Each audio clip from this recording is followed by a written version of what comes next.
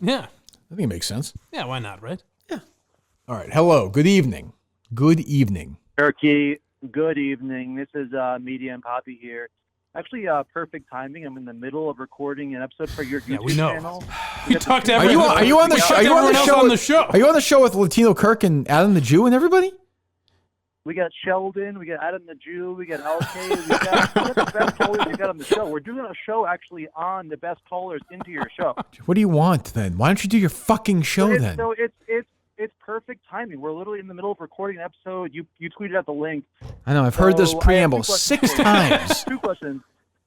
So, 2 questions. Have you ever called in to a show as a listener before, Stern or whatever? Yes. And then the second part of that question is, what makes a great caller into your show? We're literally discussing that and recording it right now. Are you recording the show right now or no? I'm confused. Are you guys doing a show right now? They're prepping. Okay. Here's the keys. Here's the keys. Shut up. Here are the keys to what makes a caller good. You don't necessarily have to be funny. That is, I would say, the best quality to have. You have to have a point. You just can't be meandering. You have to have a little preparation before. You have to be in on the show. You can't be one of these guys who listens every once in a while. You got to be prepared. You've got to be a big fan of the show. And if you can throw a line by us to get kind of that pause and then a laugh, it's kind of a random one or a deep cut. That's even better, I think. That caller the other day about Mike's mom. Tremendous call. Tremendous. Donald Trump. Best himself. Bye, Media Pop. Goodbye. What shows did you call? What a crossover show this has been.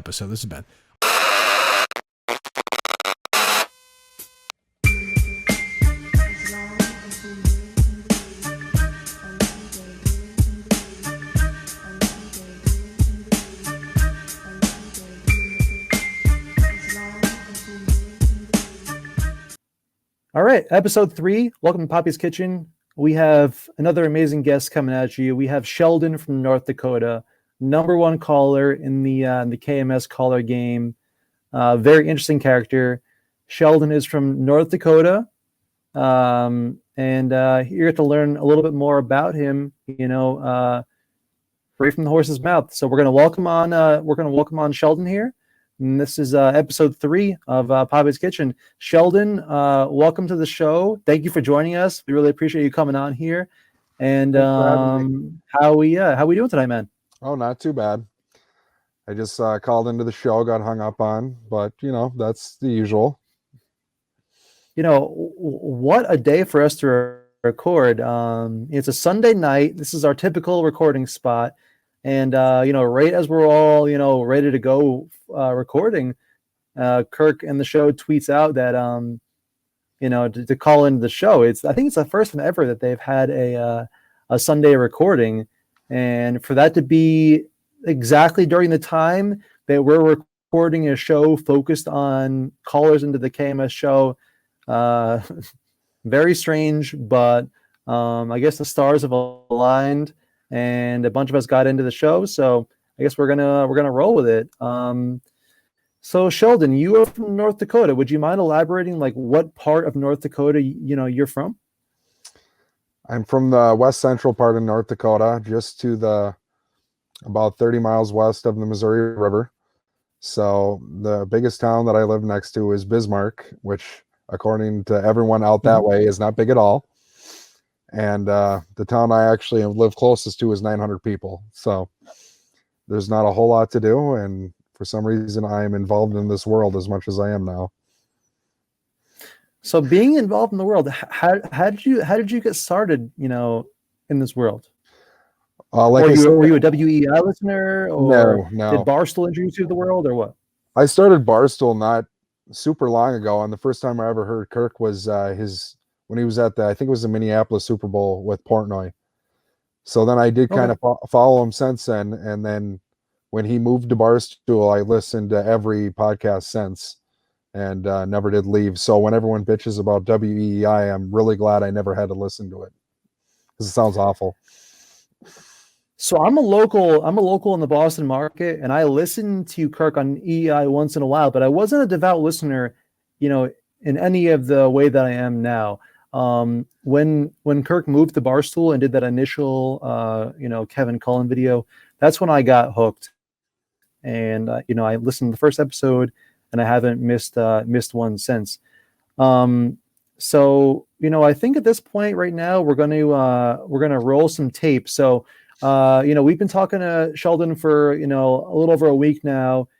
Sheldon's been kind enough to shoot some footage of what his day-to-day is like in North Dakota. What kind of work he does, basically what he does on a daily basis.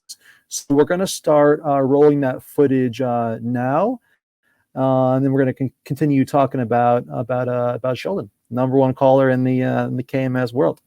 So we got some footage rolling here now. Just want to say big thank you to Sheldon for taking the time and filming what it's like out there. So Sheldon, you said where in North Dakota you're from, the nearest city being Bismarck. What do you do on a daily basis? Are you what's your job? Well, I own and operate my own cattle farm. It's not the biggest operation, but I also raise small grains, including corn and wheat and barley. And my 8 to 5 job would be I'm a diesel mechanic for a agriculture equipment dealership. So there's not a whole lot of time off. How long you been in the agricultural game? Grew up on a dairy farm, so farming wise my entire life. And as a mechanic, I have been one for about 12 years. Wow. So as you might imagine, that is a lot different than the average KMS listener. I think a lot of us are, city slickers out here who don't know anything about cattle, agriculture, or farms, any of that. So, yeah, I mean, how did you get involved in calling into the show? When was your first call into the show, and how did that whole kind of process start of you becoming, a caller into the Kirk Minahan show? Well, I used to never call in, and then one day I just was like, "Well, I'll try and call in." I think, well, he hung up on me because I was breathing really heavy, and he told me to get off the treadmill.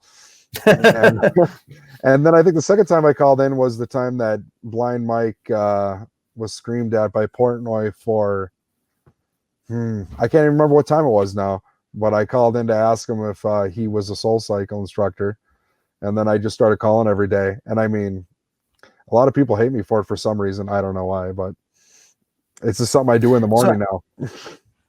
Hey, I mean, if it makes your mornings more fun, why not? So as far as days that they've had callers on the show, how many days in a row do you think you've successfully called in the show for? I think what's the streak at? I think my streak was 8 or 9 days, and it ended last Friday because I didn't have cell service. And then someone called in to talk about me anyway, not in a flattering way, but whatever. So, hey, what are you gonna do? So, as far as the footage that we're rolling right now, would you mind talking a little bit about the kind of footage that you've shared with us, and the kind of stuff that we can see you doing? I mean, I'm sure a lot of it might not make sense to the average viewer in Dorchester or in Natick, whatever. Would you mind telling us a little bit about what we might see you doing in this footage? Yeah, I'll narrate it as best I can. I forget that people don't know. So no, it's fine. So like let's say the kind of footage you have. I think a lot of it's on a tractor, taking care of cattle. Like what are the day-to-day kind of like tasks or chores that you do? Like what do they consist of? Are you right now I'm calving, so I at night I'll sleep. I'll just take power naps and go check them to make sure that everyone's calving okay. But normally I will get up at it'll be 5 o'clock Central Time, and I'll go out and feed cattle and check them, and then I drive to work, and God knows that can take how long depending on the season, because I work on tractors, planters, and combines. And then whenever I get home, I'll feed them again, and then I'll do all my own field work. So it's not that hard to put in about 18, 19, 20-hour days. And the winter So like, time's a slow time for me. So it's like 5 in the morning until when? When are you going to bed? I usually try to go to bed by midnight, 1 o'clock. That's an honest day's work right there. That's insane. So you're at your basically your own spot doing the cattle, raising cattle until you decide to go out and do your other work. That is much different than I think a lot of the KMS listeners out on the East Coast. I've gathered that by the Twitter follows I've gained. So yeah, what are some of the like? What's it like being somebody out in the Midwest, interacting with all these different people on social media, on Discord, on Twitter? Like, what's it like dealing with all these, assholes from the East Coast, from Boston, from New York, from Philly, whatever? What's it like dealing with us? I love it. I've been dealing with it. I'm in on the show. I'm in on the joke. So, I mean, the only difference is I'm in the middle of nowhere and everyone else is on the East Coast. It really doesn't faze me at all. So. Well, middle of nowhere, wherever you are, your cell reception is good enough to get in the show better than anybody else. So you got that going for you. Well, Sheldon, I don't have too many more questions to ask you, but I just want to, let you know we really appreciate you coming on, giving us a glimpse into what it's like, doing your thing. You're probably you're the best caller that KMS has going for the show. So big thank you for coming on the show. Anything else you want to finish off by saying to the tens of thousands of Minifans that watch our show every day? Well, I guarantee I'm not the best caller. I'm just the best at getting in, and that seems to aggravate people enough. So I'm good with it. Hey, if you got haters, you're doing something right, Sheldon. Yeah. So we're gonna see more Sheldon on the roundtable portion of the show, which will be at the end. But once again, big thank you to Sheldon. You're doing a great job calling in. We love the calls, and thanks again, brother. Thank you for having me.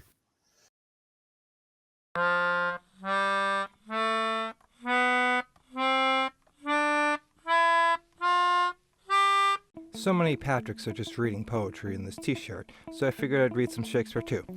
We are the murderous pair. Then went to jail and we murdered the murderers there. Then went to hell and discovered the devil delivered some hurt and despair. Used to have powders to push, now I smoke punts of the kush. Holy, I'm burning in the bush, now I give a fuck about none of this shit. You'll run her over and out of this bitch.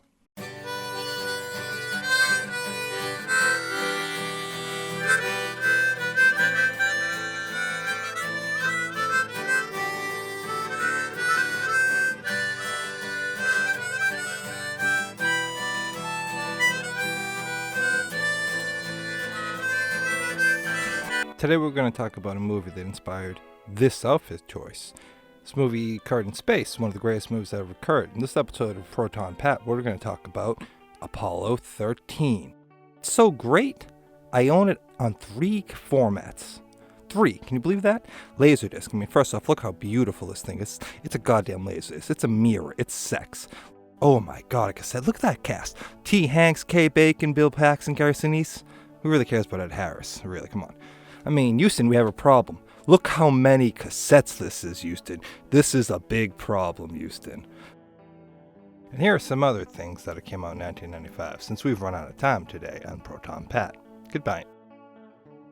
The Iron Giant, one of the greatest movies of all time. I mean, Vin Diesel's in this. This is him. He acted in that. Princess Purple Rain, obviously. Project 2 CD. Fiona Apple. This weird CD I got. Copy of Freddy vs. Jason. This Code and Camera seat, that's the bass player who got arrested in Framingham for jacking pills. This bootleg cassette of Cats, classic main comedy, can't put that down. They MF Giant's first album, and this Big Star Live album. Some of you know I'm an avid light bulb collector because I'm not just a big fan of dark mode in general, so here's some examples. This is a nice LED one, an Edison wound. This is a Xeon flickering one. It's obviously supposed to look like a fucking fire, which it kind of does. It's pretty cool. I dig it. And this is a traditional Edison filament wound bulb. I mean, that's pretty intricate. That's a nice pattern. This is just an orange one, but I only like it because it fucked up the print, and this is the best. Dual glowing neons. So a lot of people have kept wondering, what is in Patrick's pockets? So I figured I'd give you guys a quick little tour of what I actually carry around on me on a day-to-day basis. Obviously a busted up cell phone, because that's all you can afford in Lawrence. One knife, obviously. Two knives, obviously. It's Benchmade's, they're good stuff. Your wallet, Easy E, of course. A lot of keys. You need at least a good tool set for basic things. The security set, so when you want to take apart the bathrooms at Walmart and the cell phones, you can. Sometimes I carry a floppy drive. Always got to bring an inhaler. Headphones, of course. My Walkman, you got to play. Game Boy Micro, it's one of the greatest games ever. Business Art Colder Circuit City gave to my dad. He did a lot of plant-based, but he was a great seller. Marrazepam, Thread Locker, piece of lapis. It's a nice little piece of lapis. Too many USBs, a very nice yo-yo. An ocarina. Why not? I mean, pin cushions, you never know when you need to thread something. I always got to carry food, and a harmonic in the key of G, of course. A giant vape battery, and batteries to start a fire. And just in case I need a lighter with no child safety, a black golf ball. Narcan. You always got to carry Narcan when you're dealing with junkies everywhere. Remember that. I just carry a whole disinfectant can at this point in my life, and a floodlight LED. And people wonder how I fit all this stuff in my pockets, and you know what? I just got a lot of space in the P code and all that good shit. You just fucking find places to fit shit, you know what I mean? Now, I've always wondered how it would be dating somebody like an astronaut or a jet lab mechanic, somebody who works in propulsion or aviation. Just the questions I would ask them, what type of polymers they're using to make the materials, what type of steel, all the bolts, the hardware, the specialty products. That's the stuff I would want to know. The city. Ooh, look, a doggo. That's the first doggo we'll see. Ooh, look, another doggo. Another doggo. What's up with everybody with their doggos? I mean, is it doggo dog day? I mean, ooh, a guy got a bike. That's 2 points. Look, that's a nice Honda. And nice acts. Always a good day for a nice act. What's that guy doing? Really, some people are wearing masks. This lady just walks right in the street like she owns it. And this lady, this kid over there, I would totally check my Honda, because that's a nice Honda. It's been sitting there for days. This lady's like the fucking crossing guard of the street. But this isn't a normal Lawrence thing. People just, control the road. This is the line to get into Market Basket. You really gotta wipe your ass. You gotta wipe your fucking ass and wait in that line, I guess. Or you just go into the Dollar Tree, which I don't know why people aren't doing. And that Stop Quick, that guy got robbed a few months back and beat a man with a golf club severely, and that's how we got out of that. And he was running. He was running too. Doggo number 6, maybe. Another nice Honda. Another doggo number 8. Still gotta wash your cars, man. And this is what it looks like when you have to respond to a person who has COVID. And even our 7-Elevens are fucking shut down. I can't get my Slurpees, man. And then I found this gunshot rag, so it's kind of weird. Until I see your badges, bro, don't say a word to me about the game of Pokemon.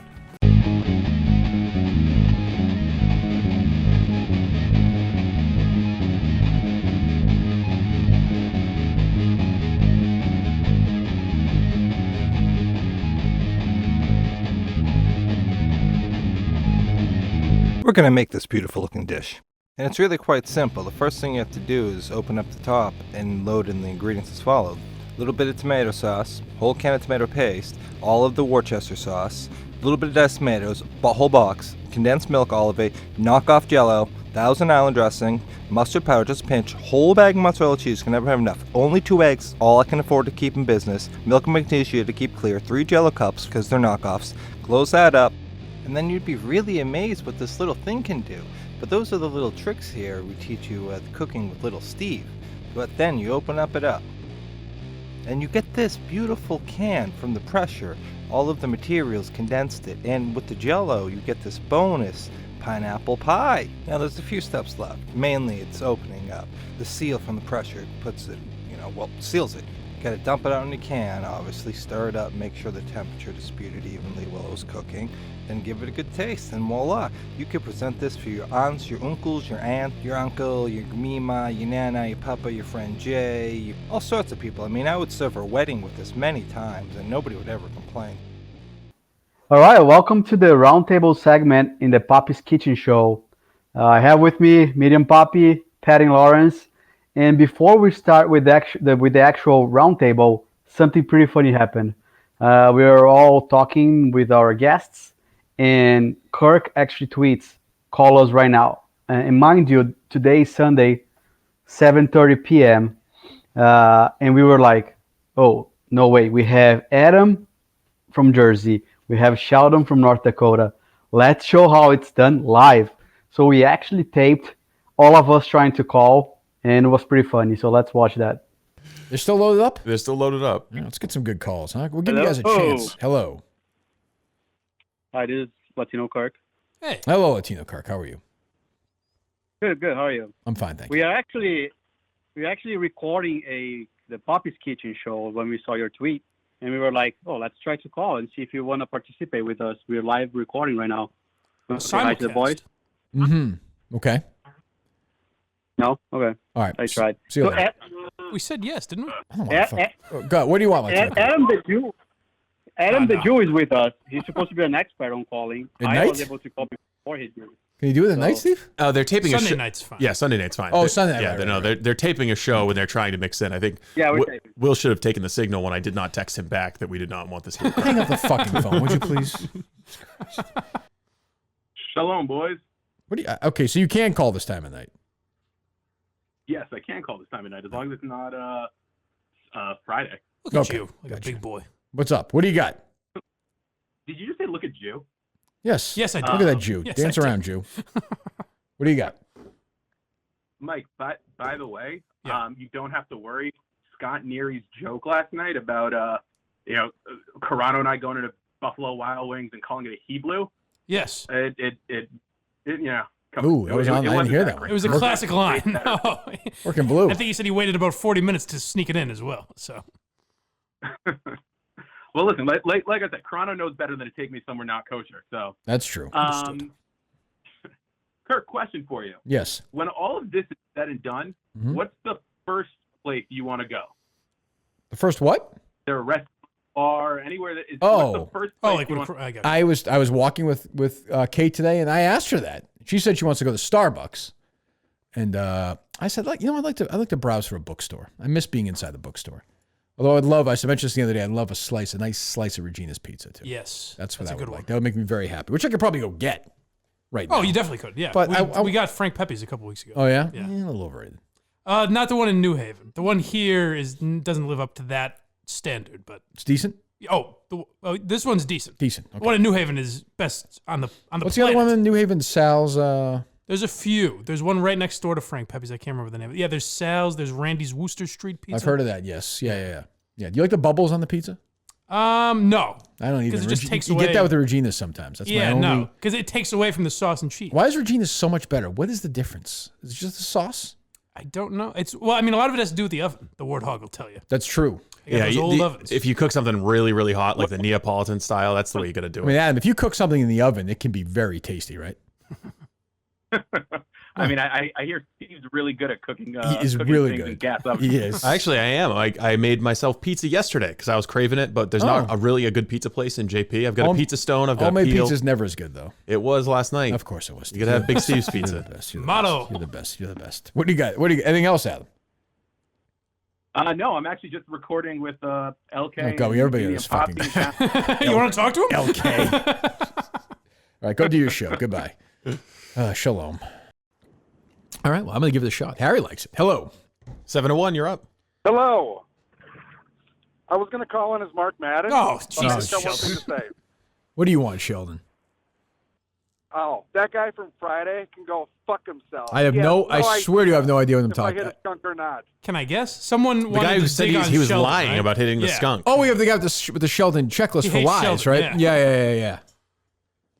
Yeah. There's pictures of it, too, and I would send them, but whatever. If he's going to call in and 50 times to talk about me, he can kiss my ass. Wow. Whatever. New show at CBS, Anyway, Old it's a Sheldon. beautiful He just day. complains How's it about doing? things. How's it What's that? area? Is it good? I got you. What'd you say? I said, the weather's beautiful out here today. How's it doing up there? Fantastic, Sheldon. It's actually really bad at shitting. By the way, send me the picture of that skunk. Jesus. I like Sheldon. So do I. I mean, I don't give a fuck about the weather. What do you think, Papi? Good experience calling? It was great. That was great. Yeah, that's great. I know Pat was the only one that couldn't call, right? I mean, I really don't know what to say, and I think it looks better if at least one of us didn't do it. Oh, I majorly failed, so it is what it is. Yeah. All right, bring on the boys. Welcome, guys. boys. Shalom. How's it going? All right, welcome everybody. The one problem I have is LK. You referred to him from Adam from Jersey. He's Adam the Jew. Can you? I'm sorry. Can you, Yeah. can you get his goddamn name Yeah, right? blasphemy. I'm only gonna call him Adam. Well, Yeah, thank you for having us. Blasphemy. So Well, as long as there is no blue, what was it? Blue job jokes from Mike and Emily fans. What was the joke, Adam? Oh, the Hebrew. Hebrew, yes, Hebrew, yeah. blue jokes. Perfect. That was a good one. It was clever. I'll give him that. I mean, this is perfect. We're doing a show focused on callers. We got an interview with Sheldon. We got plenty of footage with Sheldon from North Dakota. We brought in Adam from New Jersey, Adam the Jew, whatever you want to call him. I would say we brought the top three, one of the top three callers currently, right? We have two of the top three callers. Absolutely. I mean, wait, who's the last one? I would have Okay, put who's the myself last up one? there, but I certainly would put Sheldon. Well, I don't know. The top callers. Yeah, I don't know who the third is, but if I had to make a top three list, Adam and Sheldon would be in it for sure. You know what? I like Clyde the dog. I love it. I love Clyde the dog. That's a good one. I'll put President Trump. President Trump is an amazing caller. He's I put him in the top three. I love President Trump. President Trump's fine. So while we're on this topic, we're starting this show is very caller centric. We got two out of the top three callers in the caller game. Sheldon from North Dakota, Adam in Jersey. So let's talk a little bit about callers to start. So we kind of talked about who our favorite callers are. We all pretty much got into the show talking to Kirk about calling into the game, or the call-in game. So my question to Kirk was, what makes a great caller into the show? So I'm gonna put it to you guys. What do you think makes a great caller into the show? Why don't we start off in a different direction? I'm gonna start it with Sheldon and Adam. Have you guys called into any previous shows? Be it Howard Stern, Opie and Anthony, or any local shows? Did you guys start off calling into any different shows before the Kirk Minahan show? I'm gonna start it off with you, Adam. You have any experience calling into shows before this? Would you mind talking a little bit about that? Yeah, I mean, I actually really don't. I used to call in randomly to EEI back in the day when I was in high school and thought it was really cool to call into a sports radio show. Obviously, not much has changed. But I never really did it consistently. It was only if there was a topic that I really felt passionate about, something sports related. I'd call in every once in a while.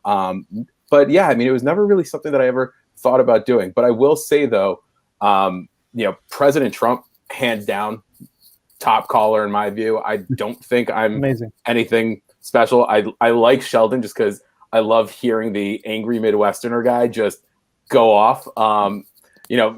Listen, I get it. You've got your haters, but it's a good thing, I guess. And I enjoy it. But yeah, I mean, again, thank you for having me here. And I've never really been much of a caller before. I was stuck at home due to this pandemic and trying to find any type of outlet to escape reality for a few minutes. So, Adam, did you call Kirk and Callahan back in the day, or never? No, I was already living in New York when they were on. I moved to New York around 2007. Yeah. And then, obviously I'm now in Jersey, but I listened in on the app, just, cause I wanted Boston sports radio, and became such a huge fan of Kirk and Callahan, and sort of did something similar to what I'm doing now, where, now I sort of try to block out my 10 to 11 time frame so that I can have time to call on my schedule. And, back then I would block out the, 9 a.m. to 10 a.m. so I could finish listening to Kirk and Callahan. But yeah, no, I was never really able to call in there either. Mm-hmm. Yeah, it's a tough That's time. really great. Those lines are always jammed, if you ever tried any of those when it was good. Yeah. So that's a great kind of segment question for us. Sheldon, how are you so damn good at getting, on the lines? What's your secret? Tell us the private number. I don't have the private number. I literally have it saved in my phone as the Kirk Minahan Show. And I hammer that once, and then when it says busy, I hammer it again, and I just sit there and keep pressing the button until it connects. Oh, actually, it was funny, right? Because today when we were trying to call, I think I was the fastest one to get in. 27 calls it took me. So and I was well over 100. Quick. It's so random. Yeah. Yep. Well, I was well over 100. That one day I got in twice. It was 16 calls for each one. Wow. So, hey, I've gotten in with like 30 calls. I've gotten in with 60 calls. Gotten in with 2 calls. Tonight was 127. Wow. Hey, Sheldon, Sheldon, how do you prepare for the calls? What do you do to prepare, or is just a spur of the moment? I literally don't prepare anything. If something's on my mind that I remembered from the night before or that morning, I usually don't think of it until I'm already connected and on hold, and I'm like, oh shit, what am I going to talk about? But I don't answer the phone and be like, oh geez, I didn't think I was going to get on, because if I'm on hold, I'm well aware I'm going to be on. So, and usually it's something that's making me mad. So there's always something. Have you ever been on hold and not get on? I've been dropped as I've been on hold before. Yeah, me too. I think Steve's dropped me like 3 or 4 times, and then I got back in anyway. But whatever. He just doesn't like farmers. So should we start a new Steve Robinson conspiracy here that he doesn't like Midwesterners and Jew people? No, I don't think we should. No, definitely not. I'm a big Steve fan. Big I Steve am fan. too. I think he's all the jokes aside, he is always been incredibly nice to me. And he answers my stupid DMs that have nothing to do with anything. And he's actually really, really, really well versed in Judaism. Now it could just be because he wants to get to know his enemies, and he's plotting from within. But hey, whatever works, right? Yeah, absolutely. Make sure to wear a doggo tie just for him. So, all right. So I think we've pretty much we've covered the calling topic. We've got that figured out. So I think we're going to move on. The next topic I want to cover is the topic of Barstool Sports. So obviously Kirk Minahan was previously on WEEI for his entire radio career. Started off writing for WEEI.com. Eventually moved on to weekend slots, and then cemented his position on Kirk, on Dennis and Callahan, which next became Kirk and Callahan.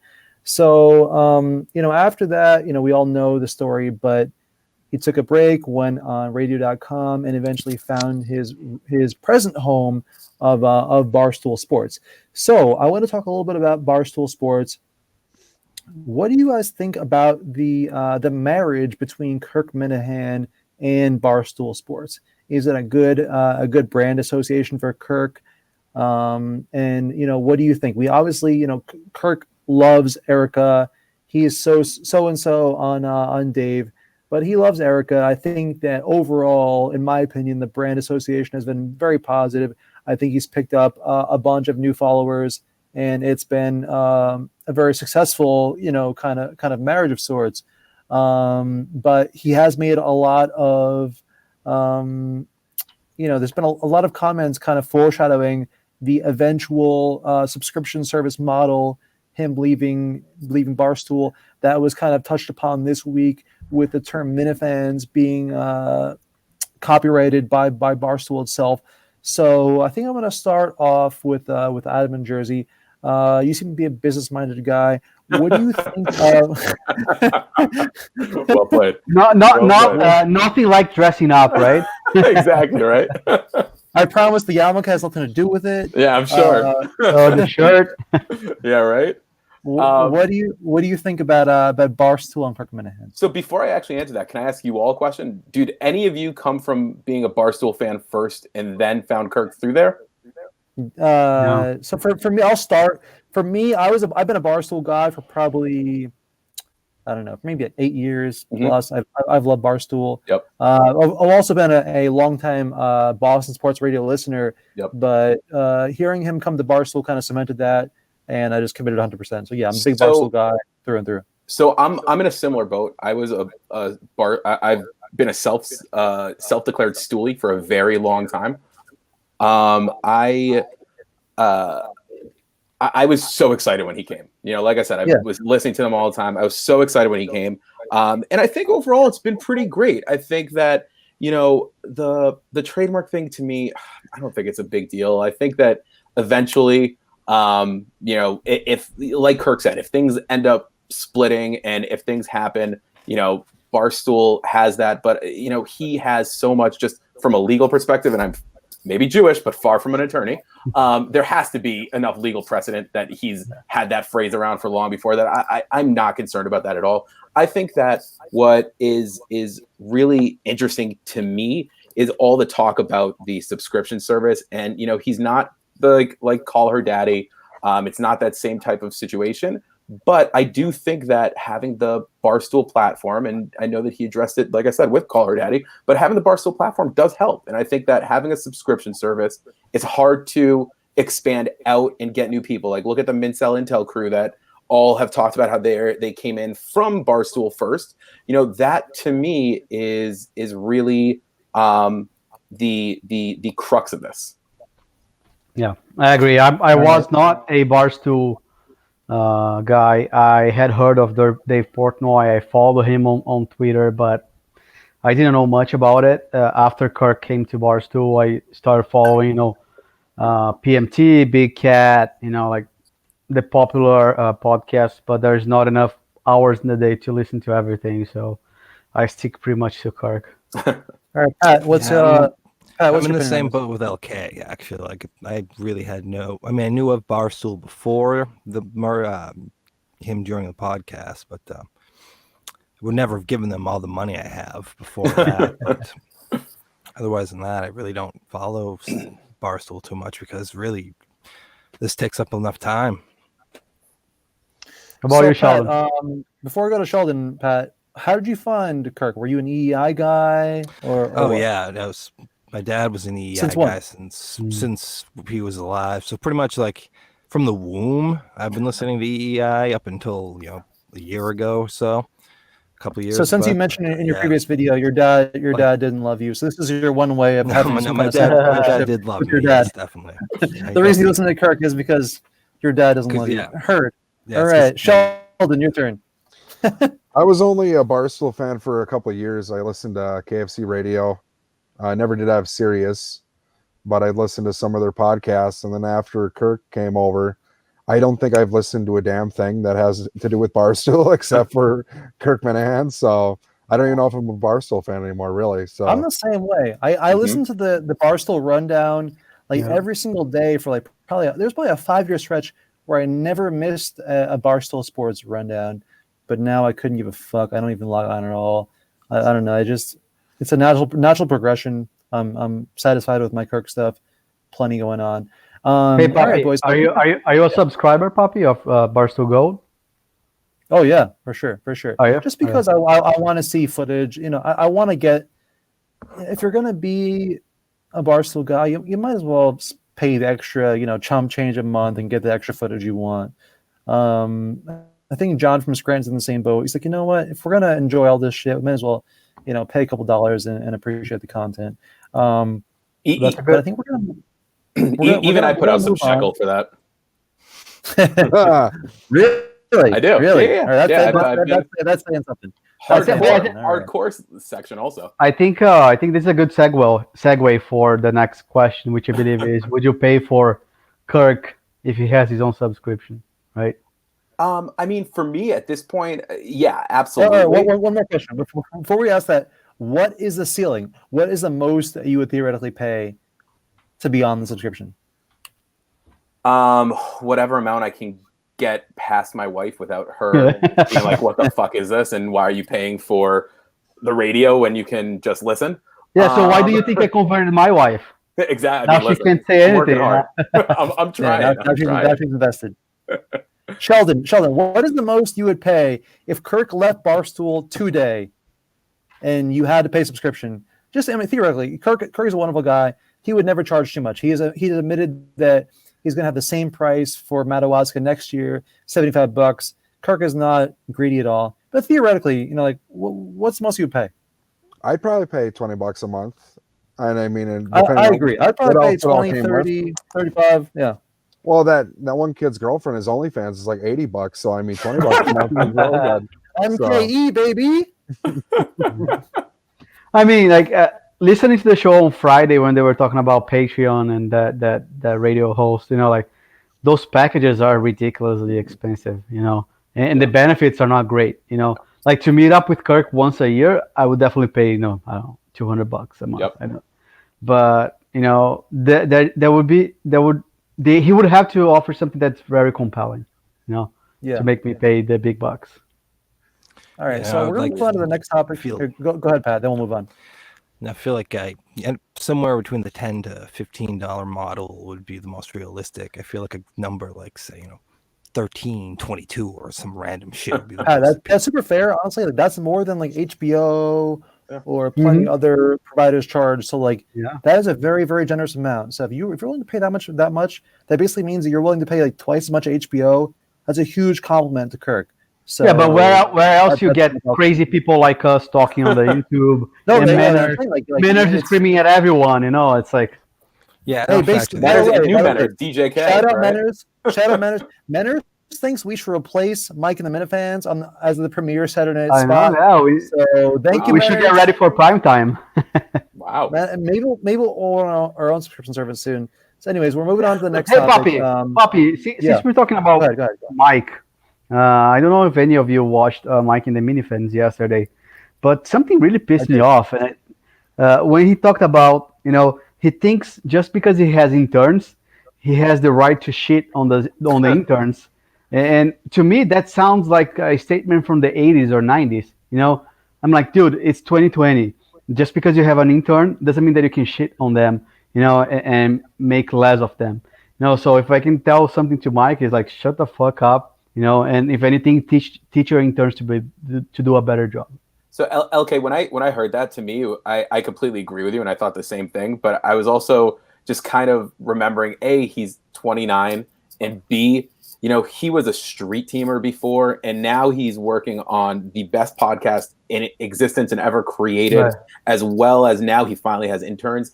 I just think he doesn't know, and it's just a growing and immaturity and that type of issue. But I do completely agree. But what leads me to believe is that he got a lot of shit. Yes. When he was an intern, and he wants like the payback time. Yep. But it doesn't work. Right. Exactly. How about you guys? Do you guys hear about that on the show, or do you have any opinion on that? I heard the Mike and the Minifans. I think that was a natural kind of like him being like, like, I took a lot of shit when I was, when I'm working for Kirk, when I was at EEI, whatever. Justin, you're bitching to Kirk on the intern. So basically, the Minturn show had Kirk on as Kirk did his rounds around the YouTube. Yeah. We didn't feel like asking Kirk on here because, I don't know, we didn't want to be a pester to Kirk. Because he wanted Sheldon and I. I mean, come on. We're doing just fine with Sheldon and Adam. We're fine. We're not in the big leagues yet. I think that I don't know. I think that was just him kind of complaining that Justin bitched to Kirk about whatever the fuck he was bitching about. Justin's a classic. I like Justin. I really do like Justin. He's a classic bitch though. He's bitching about everything and this, that, blah, blah, blah, blah. Whatever Justin has to say, fuck it. If I were Mike, I'd rag on Justin twice as hard. Fuck Justin. He tried to hang up on me on Manners all the time. Oh, the world is fucking crisis mode. Fuck you, Justin. Go hunt some Pokemon, right? And fucking Justin, he likes gas grill. Like, who sane person likes gas grill? Real barbecue is with charcoal. Justin's insane. Steve and everyone from 1940s Germany, they like the gas grills. Yeah. By the way, Justin also, I'm not gonna lie, I have a gas grill because you can't use charcoal on a porch. But Justin also thinks that the prequels were better than the sequels in Star Wars, and he thinks that Episode 1 is the greatest Star Wars. I know, like, how fucked up is that? Justin is insane. Justin. Yeah. Pure insanity. Justin bad day. Yeah. Constant bad day every day. Yeah, constant bad. Yeah, exactly. You know what? Blind Mike was right. Fuck him more. Just really shit on him more. I'm all for it. I'll be at your barbecue. I'll be at the fucking barbecue. But fuck you, Justin. All right, moving on. So this has kind of been talked about a bunch, but I think we'll have some interesting takes on it. Coronavirus. I have a theoretical question for everyone. If there was one, I forget who it was, but somebody on their call into Kirk asked if there was one thing you could do, one place you could go to, restaurant, brewery, or whatever, one place you can go to right now that you couldn't go to because of coronavirus, where would you go? I think Kirk answered same that pizzeria place, Regina Pizzeria in Boston. He wanted to go to Regina and get some pizza in Boston. Okay, actually, no. You know what? We're gonna go to Adam first. Adam, you have some awesome coronavirus takes. I know that you're not happy with this. You're paying a nanny. You're paying for all kinds of shit. Adam, how's the coronavirus affecting you down in Jersey? What are you missing? I'll let you go on this. All right, I'm gonna be honest. I'm gonna give a really cheesy answer. I have, like I've said before, I have 3 young kids. As awful as this has been for me, and as stressful and anxiety inducing as it's been for me, I just feel bad for my kids. There's this place that they love. I'm not going to name it because no free advertising for you guys. They can be a sponsor if they want. But there's this place nearby that my kids love. It's got bowling, it's got an arcade, it's got laser tag, batting cages, a bar, ice cream, etc. And I just know that that's the first place we want to go. Like, that's where I want to go first. Just a place there, and just let my kids just let loose, go ham, and have crazy fun. And probably at the same time send my wife to the spas because she needs a massage. She needs to relax also. I just feel bad for them more. So that's my really cheesy, trying to be a good dad and husband answer. Trying to make my Adam chose Hooters. Okay, what did you choose? Me? Sorry. I actually have it's gonna sound horrible, but I do love my kids, but I'm craving this all-you-can-eat sushi restaurant in Boston called Yamato.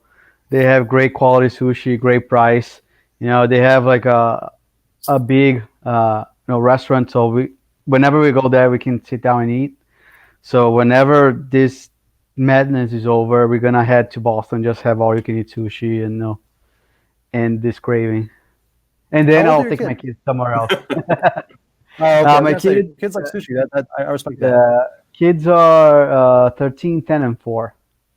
Well, you're doing God's work, man, taking care of them and keeping them sane. Honestly, the real here, like, honestly, I respect everyone, the nurses, the doctors, the PAs, everyone. But also, I give a ton of respect to all the parents out there that are making this whole thing work. People like Adam, LK, you got 3 kids. I got 1 kid, and I'm putting in work. So major props to you guys, doing your thing. But I don't know how old Adam's kids are. But like my kids, 13 and 10, they can be on their own. Right. We need to guide them a little bit. Right. The hard one is the 4-year-old. Right. So mine are 7, 5. Mine are 7, 5, and 1.5. So they're still all you were fucked. Right. You were fucked. Yeah, big time. All right, Pat, what do you miss CDs yet? CDs and microwaves yet? Well, I mean, if you look at half the random shit around me, it's really thrift stores and like flea markets and some poor, and that's where I get shit. And just get out of the house, takes all day, drive around, random. Not much, I mean, really. All right, Sheldon. Sheldon, what are you missing? I mean, it's kind of like we're all out in city environments. Pat, sorry, Sheldon, what do you miss? Well, they did close all the bars and restaurants here, and the only thing that I really miss is I miss the bars. I miss my dive bars in my small towns that are just all closed, and that's usually where you hear all the rumors about everybody. So I hear nothing anymore because I don't talk to anybody otherwise. Because you people can't tell me what's going on here, so I miss the bars. Some bestiality and some other shit. I'll tell you myself. How about you, Papi? What do you miss? That's good. I mean, I miss. I live in basically Metro West Boston, so I just miss hitting all the restaurants. I miss sushi. I miss getting good pizza. I just miss, basically what I miss the most is taking my son to school so that my wife and I can have time to ourselves when my son's at school. Yeah. that would be the biggest thing, is just taking my son to school, having some time with my wife to do whatever we want. But yeah, I miss Regina too. I'm sure I can get that stuff. My favorite bar is in Worcester. It's called Armsby Abbey. They have amazing craft beer. Actually, no, this is my answer. What I miss is a brewery in the northern Vermont, the Northeast Kingdom, called Hill Farmstead Brewery. They closed down because they don't want people, coming to their area, bringing all the virus. People from New York, from New Jersey, from Mass coming in. Those damn Jersey people. Seriously, guilty as charged. Us disgusting city folk bringing our germs up to pristine Northeast Kingdom, Vermont. So I would say my number one would be Hill Farmstead Brewery in Greensboro, Vermont. Yep. So the topic that we're going to end this on is going to be Justin Rohrwasser. So I'm the topic that kind of dominated the Kirk Minahan Twitter feed until this evening when he came on for a surprise live show was this Patriots 5th round pick, a kicker, Justin Rohrwasser. Justin Rohrwasser went to Marshall University, and sometime in his time at Marshall University, he got a tattoo with the 3 percenters, which are basically Wikipedia defines it as a paramilitary, aka militia group that is focused on defending the Second Amendment, amongst other things. I think they were formed when Obama came into office. They were not happy with Obama coming into office. They defend a lot of things, such as Second Amendment.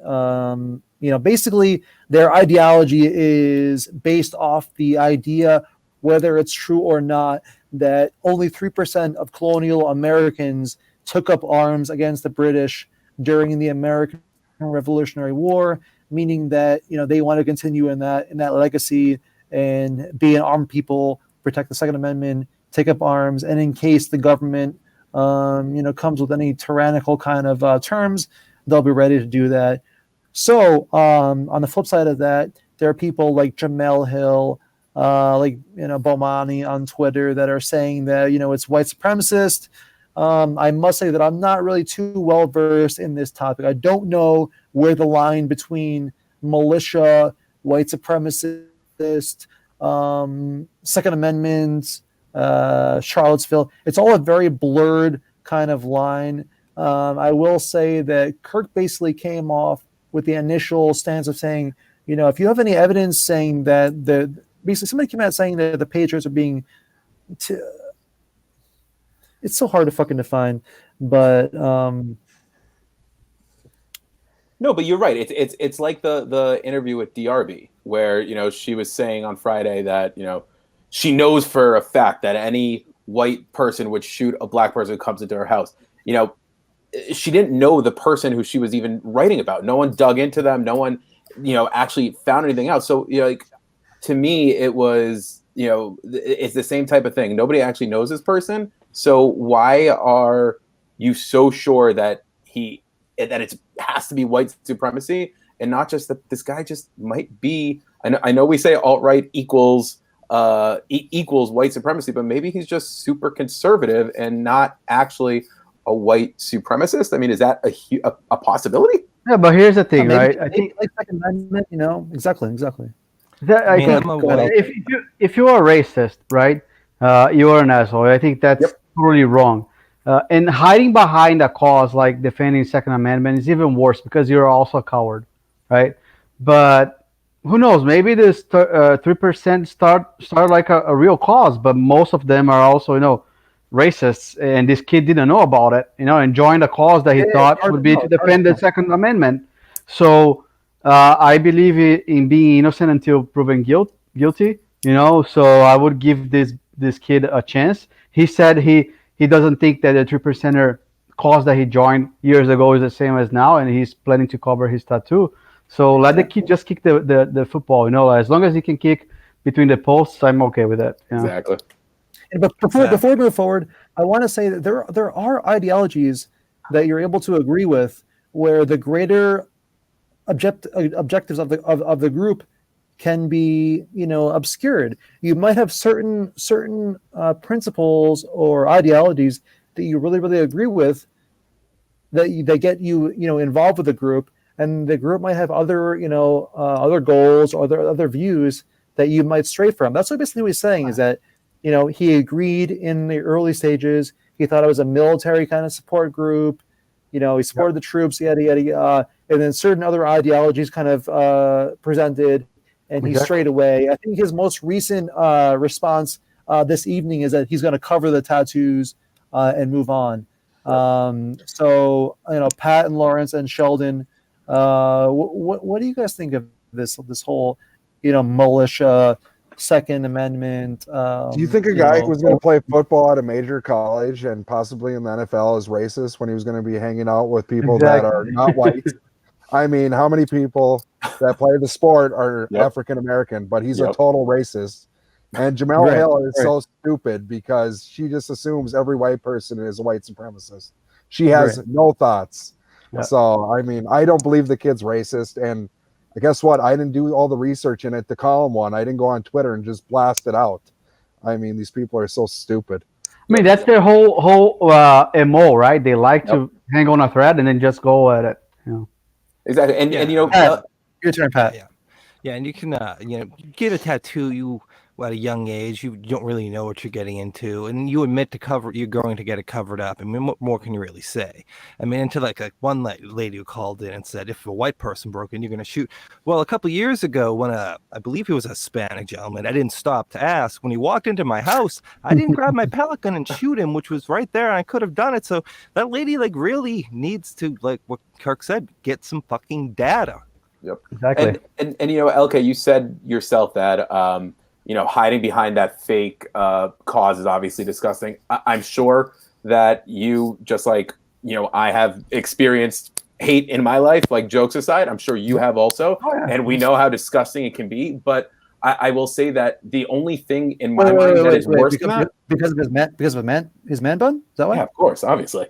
Okay, I think the only thing worse than that is calling racism or crying, racism, anti-Semitism, anything, when it's complete bullshit and you just use it as your platform. You just completely take away any credibility from actual facts and actually going against those who are disgusting in those horrible beliefs. Exactly. To me, that's the crime. It's like if he joined the Trooper Center right now, knowing that it might be a bad thing, is one thing. But joining like a few years ago when it might have been a different, organization or group, I give the benefit of the doubt. You have to. I mean, it's disgusting not to. I mean, the evidence would point that he's not racist. Look what he does for a living.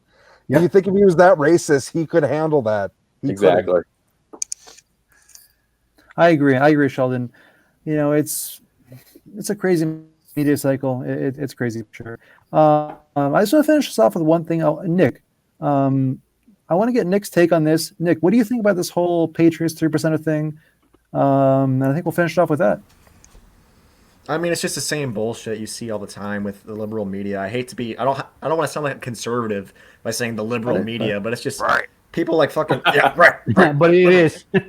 It is like, like Jamel Hill is so fucking annoying. I just hate seeing this bullshit. And I hope, and we're filming this on a Sunday, so I hope when we hear the show tomorrow that Kirk just unloads on her because it's so ridiculous. You guys covered, basically, I agree with all you guys, but hopefully Kirk just destroys her tomorrow. Absolutely. Well, that Mike Freeman's another one, though, Kirk was after today on Twitter. He wrote that something about him being a white supremacist because of his tattoos, and you can judge him by tattoos in an old article. That you can't judge gang tattoos. I know people are so hypocrite. Yep. Unbelievable. Well, I mean, also the what Jamel Hill linked to that had all of the facts on Twitter on how he's racist because of all the social media activities. One of them was literally he liked and retweeted a lot of Trump tweets. So that obviously means that. Did you see that picture? It looks so fake. That picture looks photoshopped. So I don't even know if that picture is actually true. Right. I would fact check that before, even though it's spreading the rumors. Yeah, and he fake liked news. and retweeted non-white supremacist Joe Rogan. I mean, seriously. It's so dumb. Yeah, I think we lost Papi, but I think it's a good time to just wrap it up because I'm taking over right now. Thanks for coming to the Latino Corner, aka the Round Table, and we'll see you next week. Thank you very much for having us. Bye. Really Thanks, for having guys. me. Thanks for Appreciate it. Thank you. Bye bye.